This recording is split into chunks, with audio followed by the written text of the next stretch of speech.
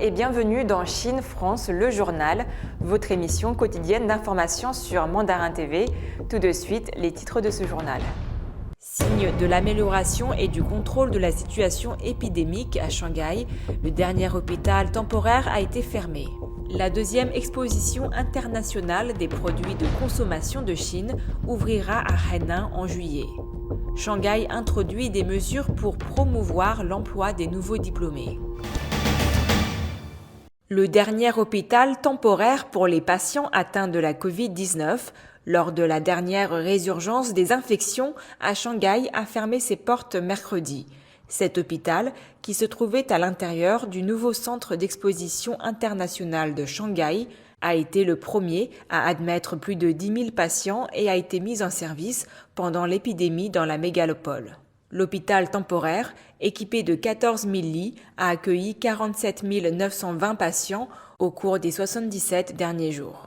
Le dernier patient a quitté l'hôpital mardi matin. Shanghai a signalé 2 cas confirmés de Covid-19 transmis localement mercredi entre minuit et 17 h, a déclaré la commission municipale de la santé lors d'une conférence de presse.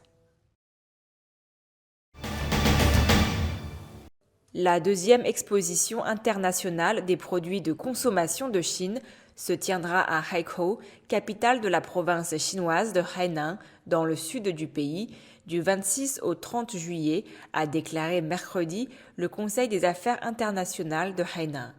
L'exposition est une plateforme importante pour promouvoir une ouverture de haut niveau, faciliter la double circulation des marchés intérieurs et extérieurs, promouvoir l'amélioration de la consommation et stimuler la construction du port de libre-échange de Hainan, a déclaré Han Chuntian, chef du conseil. La zone d'exposition de cette année couvre 100 000 m², dont 80 000 m² de zone d'exposition internationale qui sera utilisée par plus de 700 exposants et 1300 marques de 58 pays et régions.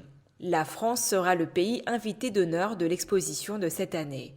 La première exposition internationale des produits de consommation de Chine s'est tenue à Haikou en mai 2021.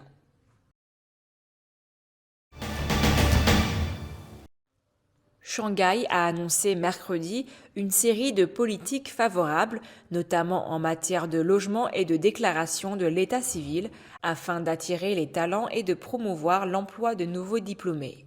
La mégapole dans l'est de la Chine a assoupli les restrictions sur la déclaration de l'état civil dans ces nouvelles zones de banlieue pour les nouveaux diplômés en provenance de Shanghai et d'autres villes, tout en prolongeant la période de demande.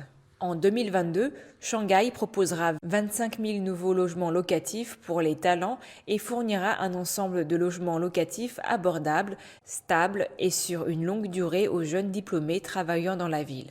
Ces politiques prévoient également d'augmenter les incitations à la présentation et à la recommandation de talents, de réduire les loyers et les charges fiscales des entreprises à forte intensité de talent, d'accroître le soutien financier et de promouvoir l'innovation dans les industries scientifiques et technologiques.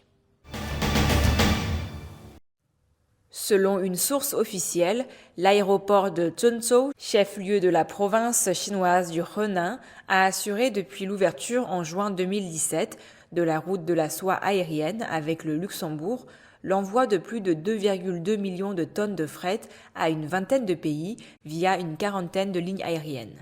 Au cours des 5 dernières années, des avions cargo de Chine et d'une vingtaine d'autres pays ont transporté quotidiennement plusieurs tonnes de matériel médical, de produits électroniques et de nécessités du quotidien entre Zhengzhou et le Luxembourg et Los Angeles et Tokyo.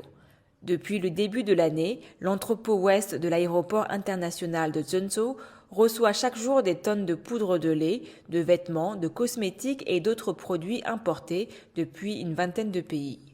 Selon les dernières statistiques, au cours des 5 dernières années, l'aéroport international de Zhengzhou a enregistré l'envoi de quelque 3,15 millions de tonnes de fret en premier lieu de nécessités du quotidien, dont 2,4 millions de tonnes transportées par des avions cargo entièrement dédiés au fret via ces lignes de transport aériennes. Les lignes réservées aux cargos de l'aéroport international de Zhengzhou sont passées de 33 à 48 et près de 53 000 tonnes de matériels médicaux ont été envoyées depuis Zhengzhou pour aider divers pays dans la lutte contre la Covid-19.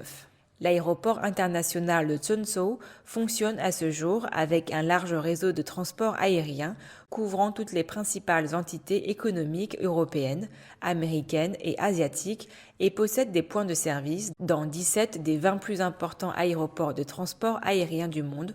Au début du mois, le nombre de villes étrangères desservies par les avions cargo au départ de Zhengzhou est passé de 27 à 42. C'est la fin de votre émission, merci à tous de l'avoir suivi. N'oubliez pas de vous abonner à notre chaîne YouTube et pensez également à activer la petite clochette de notification pour ne rien rater. Très belle journée ou très belle soirée à tous.